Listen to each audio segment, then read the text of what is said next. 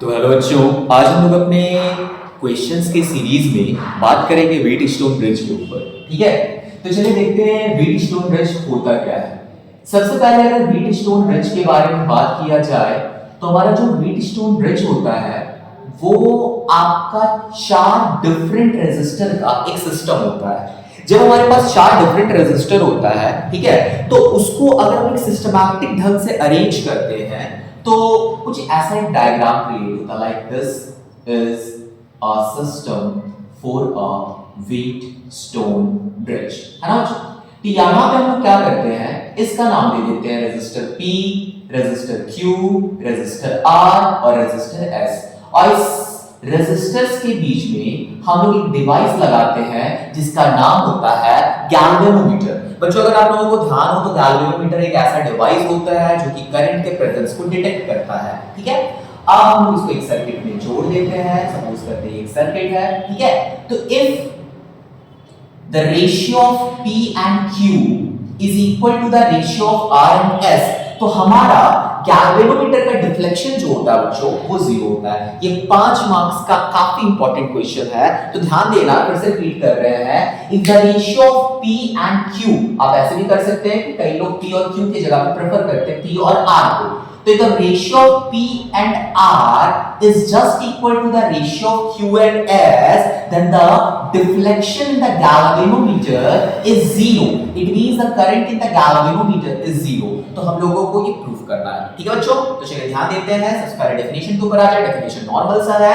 कि Wheatstone bridge is defined as a system of 4 resistors in which if there are the ratio of P and R is equal to the Q by S, then the deflection in the galvanometer is 0. चलिए आगे बढ़ते हैं। अब सवाल उठता है कि इसको हम लोग प्रूफ कैसे करें। तो बच्चों प्रूफ करने के लिए सबसे पहले हम लोग यहाँ से करंट I का प्रेजेंस डिटेक्ट करते हैं कि मान लेते हैं यहाँ से हमारा करंट I जो है एंटर कर रहा है हमारे सिस्टम में। ठीक है, अब जो करंट I है यहाँ से डिवाइड हो जाएगा 2 डिफरेंट पार्ट में। एक हो जाएगा I1 और एक हो जाएगा I2। ठीक है, मतलब हमारा करंट जो है वो I1 और I2 में डिवाइड हो जाएगा। उसके बाद गैल्वेनोमीटर में जाने वाले करंट को हम लोग प्रेफर करेंगे एज अ IG। ठीक है बच्चों, अब चूंकि I1 इधर आ रहा है और IG इधर चला गया, तो I1 में से हम लोग क्या करेंगे, IG को सब्ट्रैक्ट कर देंगे। मे बी आप लोगों को क्लियर होगा। ठीक है, अब I2 इधर से जा रहा है, IG इधर से आ रहा है, तो इसमें जाने वाला करंट बनेगा I2 प्लस IG। तो ये हमारा पूरा डायग्राम है जिसमें हमने अलग अलग करंट को दिखाया है। अब बच्चों फिर से इस बार हम लोग इसको देख लेते हैं। सबसे पहले करंट I एंट्री कर रहा था, 2 पार्ट में डिवाइड हो गया, I1 और I2। गैल्वेनोमीटर में जाने वाला करंट हो गया IG। अब I1 और IG जो आपका है, I1 जा रहा था तो IG इधर आपका मुड़ गया, तो I1 माइनस IG, और I2 और IG चूंकि एक तरफ आ रहा था तो we have a summation of both the current. मे भी क्लियर होगा। ठीक है, अब बच्चों हम लोग यहाँ पे क्या करेंगे, 2 डिफरेंट लूप कंसीडर करेंगे। ठीक है, एक लूप हमारा आएगा इसमें, तो चलिए एक लूप को हम लोग इसमें कंसीडर करते हैं और दूसरा लूप आएगा बच्चों हमारा इसमें। लूप का कोई भी डायरेक्शन हम लोग ले सकते हैं, बिल्कुल आप लोग ध्यान रखेंगे। ठीक है, तो सबसे पहले आ जाएंगे इन लूप, यहां पे नाम दे दो बच्चों A B C D। तो loop A B D A। ठीक है, तो बच्चों अगर लूप A B D में ध्यान देंगे तो हमारा करंट उसी डायरेक्शन में जा रहा है जिस डायरेक्शन में हमारा लूप है, तो हम लोग प्रेफर करेंगे P into I1 और हमारा जो कि इधर गया तो G into IG। ठीक है, और फिर ऑपोजिट डायरेक्शन से हमारे पास आ रहा है I2 into R and the whole system have 0। ठीक है बच्चों, इक्वेशन नंबर 1। अब आ जाइए बच्चों दूसरे लूप में। दूसरा लूप हम प्रेफर करेंगे B C D B। तो in loop B C D B।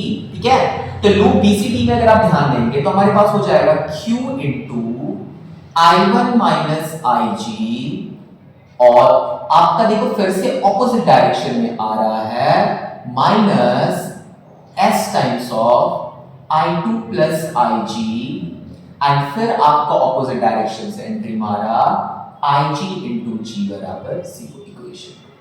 अब बच्चों यहाँ पे हमारे पास 2 कंडीशन है, या तो इस कंडीशन को लोग लेके ये प्रूफ कर दे, या तो इस कंडीशन को लेकर के हम लोग ये प्रूफ करेंगे। तो हम लोग उल्टा प्रेफर करते हैं। ठीक है, तो हम लोग सपोज करते हैं कि since the system is a balanced wheat-stone bridge। अब चूंकि हमारा जो सिस्टम है वो एक बैलेंस व्हीट-स्टोन ब्रिज का है, तो गैल्वेनोमीटर में जाने वाला करंट हम क्या ले लेंगे? जीरो।